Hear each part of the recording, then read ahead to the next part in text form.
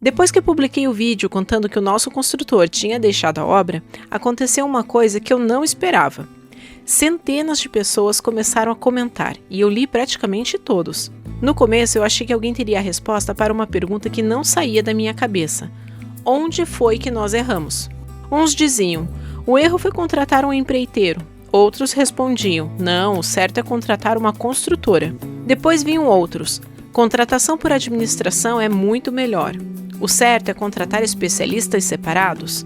Alguns culpavam o preço, outros o contrato, outros diziam que faltou o gerenciamento. Quanto mais comentários eu lia, mais eu percebia uma coisa.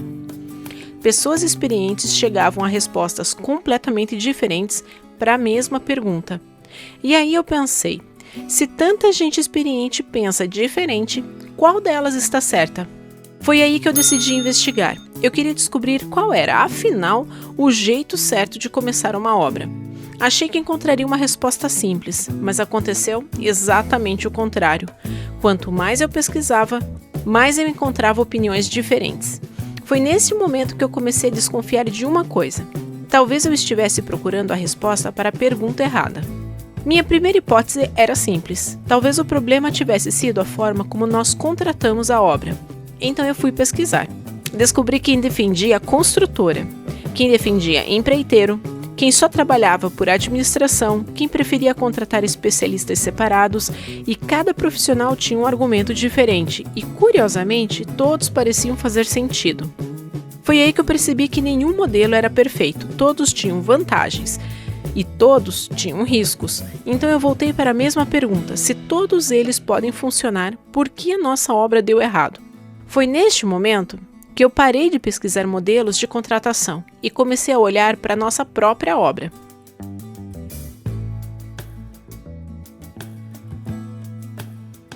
Foi aí que eu lembrei de uma conversa do começo da obra. O telhado da nossa casa sempre foi shingle. Ele estava no projeto desde o início. Não era uma mudança de última hora. Mas quando a obra já tinha começado, o construtor começou a insistir para trocar o sistema. Eu lembro exatamente do que pensei. Ué, mas você já sabia disso? Eu fiquei irritada, mas não demonstrei, porque na minha cabeça aquela decisão já estava resolvida.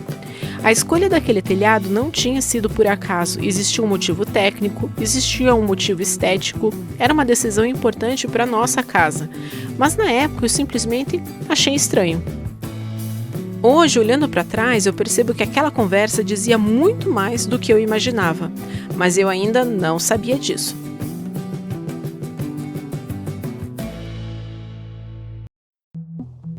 Algum tempo depois, em uma das visitas à obra, eu bati o olho e pensei, tem alguma coisa errada aqui. A porta tinha sido feita no lugar errado. Eu peguei o projeto, mostrei, ele olhou, ficou em silêncio e ajustou. Na hora eu achei que o problema tinha terminado. Teve outra situação que quase virou um grande prejuízo. Como eu moro longe da obra, eu não acompanhava a maioria das entregas. O caminhão chegava, alguém recebia, a obra seguia, parecia tudo normal. Meses depois, quando a obra parou, fomos devolver os andaimes e as escoras alugadas. Foi aí que surgiu outro problema. A empresa dizia que alguns andaimes estavam faltando, mas ao mesmo tempo na conferência apareceu um saldo de 9 escoras. 9! E aquilo simplesmente não fazia sentido. Se estavam sobrando escoras, como poderiam estar faltando materiais? Naquele momento, eu já não sabia mais quem estava errado, nós ou a empresa. Por sorte, eu tinha guardado contratos, conversas, fotos e anotações da obra. A empresa também tinha os registros dela. Quando começamos a comparar tudo, percebemos que existiam erros na conferência. E no fim, chegamos a um acordo. Mas aquela situação mudou a forma como eu enxergava tudo o que tinha acontecido.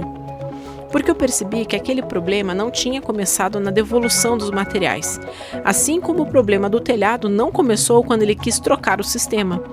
E o problema na porta não começou no dia em que eu encontrei o erro. Todos eles tinham começado muito antes, e pela primeira vez eu comecei a entender onde realmente estávamos errando. Foi só quando eu liguei todas essas histórias que encontrei a resposta que eu estava procurando desde o começo. Nenhum daqueles problemas começou no dia em que apareceu. O problema do telhado não começou quando ele quis trocar o sistema. O da porta não começou quando ela foi construída no lugar errado. E o dos materiais também não começou na devolução. Todos eles começaram muito antes, na primeira conversa. Foi ali que eu percebi uma coisa que mudou completamente a forma como eu enxergo uma obra. A primeira reunião não serve apenas para pedir um orçamento. Ela serve para descobrir se cliente e contratado realmente conseguem trabalhar juntos, se os dois enxergam o projeto da mesma forma, se existe confiança para discordar, se existe abertura para corrigir e se as responsabilidades estão claras para os dois.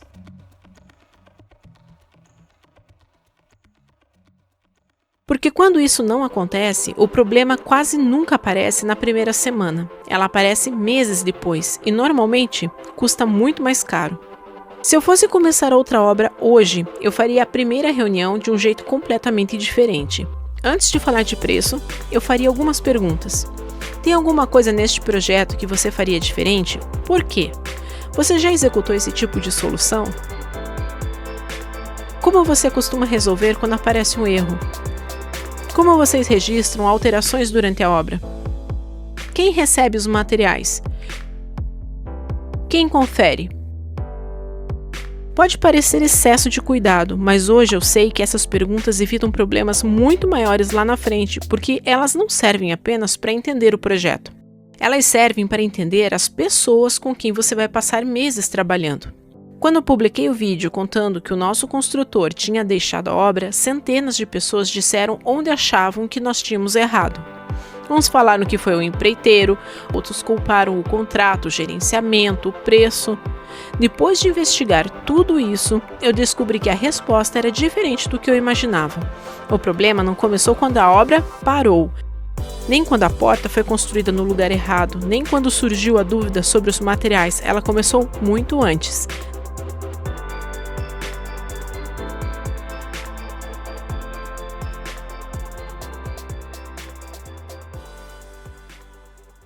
Na primeira conversa. Foi por isso que eu reuni as perguntas que eu gostaria de ter feito naquele dia em um guia básico e objetivo. Não é um manual completo, é um ponto de partida para ajudar quem está prestes a construir. E eu quero melhorar esse material junto com vocês. Se você já construiu, qual pergunta não pode faltar nessa primeira conversa? Escreva aqui nos comentários, eu vou ler todas e atualizar esse guia com as melhores sugestões. Porque se tem uma coisa que essa obra me ensinou, é que uma boa construção começa muito antes do primeiro tijolo. Ela começa quando duas pessoas sentam à mesa e fazem as perguntas que ninguém lembra de fazer. Até o próximo vídeo!